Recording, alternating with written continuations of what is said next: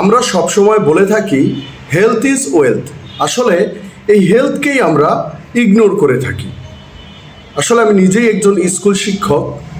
শিক্ষার্থীদেরকে পড়াশোনা করানো, বিভিন্ন ধরনের টেনশন, ঘুম কম হওয়া, এই সকল বিষয়ের মাঝে নিজেকে যে কোথায় হারিয়ে ফেলি নিজেই বুঝতে পারি না। আপনার কি কখনো মাথা ঘোরা, দুর্বল লাগা বা খারাপ লাগা অনুভব হয়? আপনি জানেন কি এর পিছনে ব্লাড প্রেশার একটি বড় কারণ হতে পারে।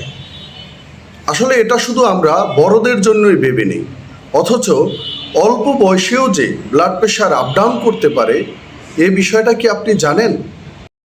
তাই সময় থাকতেই শরীরের খেয়াল রাখাটা শুরু করতে হবে। বাড়িতে একটি ডিজিটাল ব্লাড প্রেশার মনিটর থাকলে সপ্তাহে একবার চেক করাটাই যথেষ্ট। এতে খুব সহজেই ঝুঁকি এড়ানো যায়। কি ভাবছেন, কিভাবে শুরু করবেন? কমেন্ট করুন, ইনবক্সে আসুন, আমি আপনাদেরকে সহযোগিতা করব কিভাবে একটি ভালো মানের ব্লাড প্রেশার মনিটর আপনি বেছে নিতে পারবেন।